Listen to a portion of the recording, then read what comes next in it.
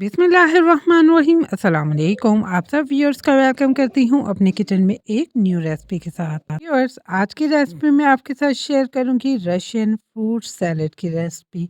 Restaurant और शादियों वगैरह में ये मैंने बहुत खाई है, पर मैंने कहा आज इसे घर पर ट्राई करती हूँ, ये किस तरह बनकर तैयार होती है और अपने व्यूअर्स के साथ भी शेयर करूँगी।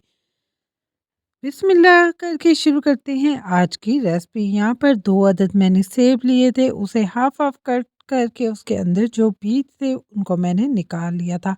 अगर आप इनको पील ऑफ करना चाहते हैं तो पील ऑफ भी कर सकते हैं। एक सेब के हाफ पार्ट को मैंने पहले स्लाइस में कट किया और दरमियान में से कट करके उसके बारीक बारीक से मैंने स्लाइस में इनको कट कर लिया था। अगर आप मोटा कट करना चाहते हैं तो मोटे भी कर सकते हैं। यहाँ पर तकरीबन 7 अदद मैंने केले लिए थे, उनको भी मैंने बारीक बारीक कट कर लिया था।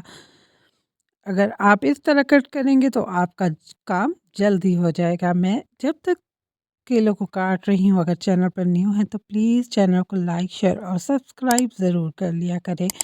अब जो हमारे सेब के स्लाइस थे उसी में मैंने केलों को भी शामिल कर दिया था। यहाँ पर मैंने तकरीबन 1 कप बारीक मैक्रोनी को बॉईल कर लिया था।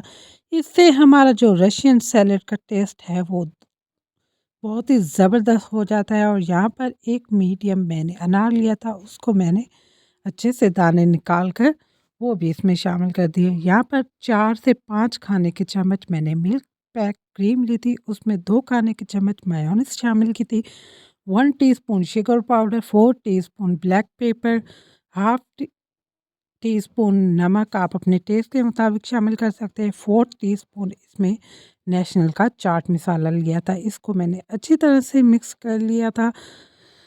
रशियन फ्रूट सैलेड की क्रीम यहाँ पर रेडी हो चुकी थी। जो फ्रूट हमने यहाँ पर कट करके रखा था उसमें मैंने ये सारी की सारी क्रीम शामिल कर दी थी और 1 चम्मच से इसको मिक्स कर दिया था। बाज़ार से ये बहुत महंगा मिलता है, घर में मैंने सिर्फ़ और सिर्फ 200 में ये तैयार किया था और इतना ज़बरदस्त और यम्मी बनकर ये तैयार हुआ था और सब ने पेट भरकर इसको खाया था। आप भी ये सिंपल और इजी और झटपट रेसिपी घर पर ज़रूर ट्राई करें और इसका टेस्ट तो बहुत ही लाजवाब होता है और ये बहुत ही क्रीमी और यमी बनकर तैयार होता है। जैसा कि रमज़ानुल मुबारक का महीना, बरकतों वाला महीना आने वाला है, आप उसमें ये सिंपल और इजी रेसिपी अपनी अफ्तारी की शान बना सकते हैं।